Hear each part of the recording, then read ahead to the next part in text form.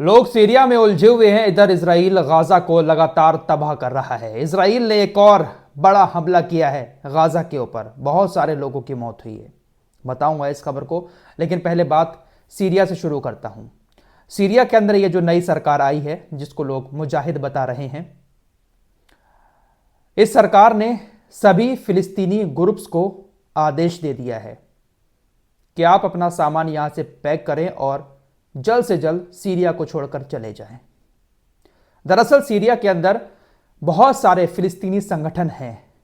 Hamas के भी कुछ इकाइयां वहां पर मौजूद हैं, जिनके ट्रेनिंग कैंप सीरिया के अंदर मौजूद थे। वहां पर इन सभी संगठनों के लोगों की, लड़ाकों की ट्रेनिंग होती थी। और जो सैन्य ठिकाने बने हुए थे फिलिस्तीनी संगठनों के, उन सैन्य ठिकानों से हिजबुल्लाह की भी मदद की जाती थी, हथियार वगैरह भेजे जाते थे और हमास को भी वहां से मदद पहुंचाई जाती थी। तो उन सभी संगठनों से इस नई सरकार ने, मोहम्मद अल जुलानी की सरकार ने कह दिया है कि आप तुरंत सीरिया छोड़कर चले जाएं, अपना सामान पैक करें और अब आपकी यहां पर कोई जगह नहीं है। फिलहाल आपको बशर अल असद का भी इतिहास थोड़ा सा बता देते हैं। बशर अल असद ने वाकई में सीरिया के लोगों के साथ बहुत ज्यादा दर्दनाक वाला मामला किया है। ऐसी ऐसी सजाएं दी हैं अपने विपक्षी लोगों को बशर अल असद ने सीरिया के अंदर, कि जिसको देखने के बाद लोगों की रूह कांप उठी। देखिए, मैं बशर अल असद की बात आपके सामने रखता हूं तो आप लोगों को लगता है कि मैं उसकी सपोर्ट कर रहा हूं। देखिए, वो भी एक तानाशाह था। उसने भी हजारों लोगों की, लाखों लोगों की जान ली है सीरिया के अंदर। मैं उसकी तारीफ नहीं कर रहा हूं, लेकिन ये जो मुजाहिद आए हैं सीरिया के अंदर, तारीफ मैं इनकी भी नहीं करूंगा, क्योंकि ये लोग इजराइल के इशारों पर नाच रहे हैं। पूरा पूरा समर्थन इनको इजराइल का है। ये अलकायदा जो है ना, ये इजराइल का ही संगठन मान लो इसको। इसलिए मैं तारीफ इन लोगों की भी नहीं करूंगा। इन्होंने तानाशाह सरकार को हटा दिया, अपनी सरकार ले आई, क्योंकि बशर अल असद इनके लोगों के ऊपर, इनके मानने वालों को काफी ज्यादा बुरी तरीके से मारता था, इसलिए इनके लिए वो गलत था। अगर ये लोग वाकई में बहुत अच्छे हैं जो सीरिया के अंदर आए हैं, इनको वाकई में सबकी चिंता है मुसलमानों की, तो इनको फिलिस्तीन की भी चिंता होनी चाहिए।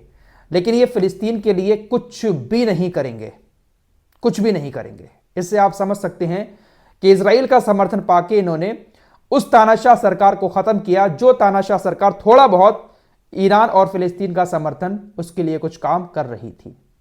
फिलहाल बशर अल असद के अब कारनामे सामने आ रहे हैं। जेल के अंदर सैकड़ों डेड बॉडी निकल रही हैं और ऐसी ऐसी हालत में निकल रही हैं कि जिसको देखकर रूह कांप उठ रही है। बहुत सारे ऐसे हॉस्पिटल भी इसने बनाए थे जहां पर सीरिया के उन लोगों को रखा जाता था जो इसकी सरकार के खिलाफ बगावत करते थे।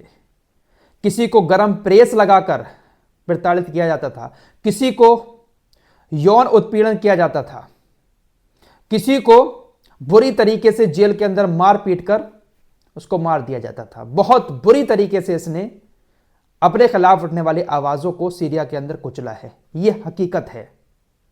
पहले भी मैंने आपको इसके बारे में बताया, अब भी बता रहा हूं। ना मैंने इसकी तारीफ की और ना ही मैं इन मुजाहिदों की सपोर्ट कर रहा हूं, क्योंकि सपोर्ट सिर्फ उसकी की जाएगी जो फिलिस्तीन और गाजा के लिए कुछ करेगा।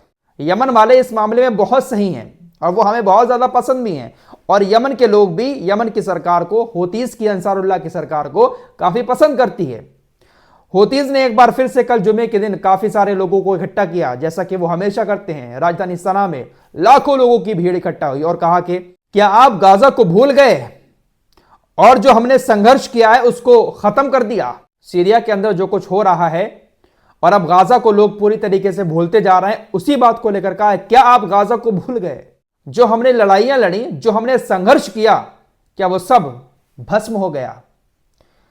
सना भूला नहीं है, यमन की राजधानी, उसके बारे में कहा गया कि सना भूली नहीं है, ना डूबी है। यह लाखों लोगों के साथ उठता है, हर जगह ज़ायोनीवादियों की गतिविधियों पर सतर्क नजर रखता है और टकराव की तैयारी करता है। तो होतीज ने तो साफ कर दिया कि हम गाजा को नहीं भूले हैं, हम लगातार इन ज़ायोनीवादियों का सामना करते रहेंगे। लेकिन दोस्तों, ये जो अरबी है ना और हुक्मरान, ये किस तरीके से गाजा को लेकर अपना फर्ज निभा रहे हैं, आइए एक झलक आप लोगों को और दिखाता हूं। होतीज को रोकने के लिए, हुतीस के हमलों को कुचलने के लिए सोमालीलैंड एक जगह है जो समुंदर के आसपास है। उस सोमालीलैंड पर यूएई के मदद से इजराइल एक सैन्य बेस बना रहा है।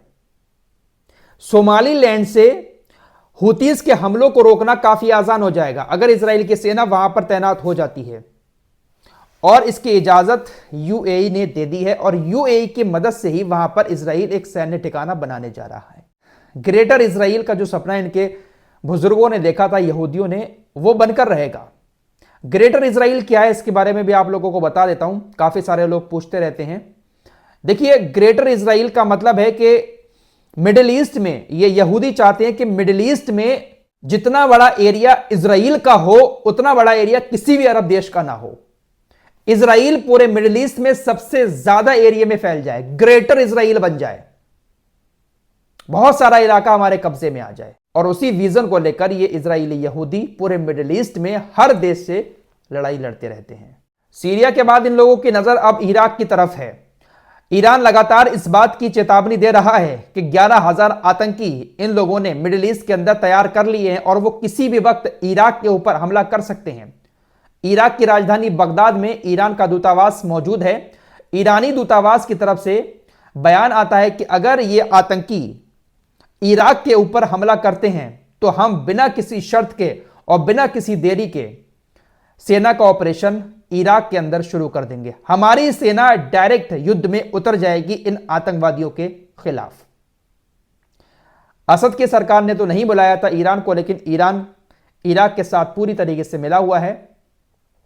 अगर कुछ होता है इराक के अंदर तो ईरान उसमें जरूर हिस्सा लेगा। फिलहाल एक और बड़ी खबर आ रही है कि बेंजामिन नेतन्याहू ईरान की परमाणु फैसिलिटीज पर, न्यूक्लियर फैसिलिटीज पर हमला करने की प्लानिंग कर रहा है।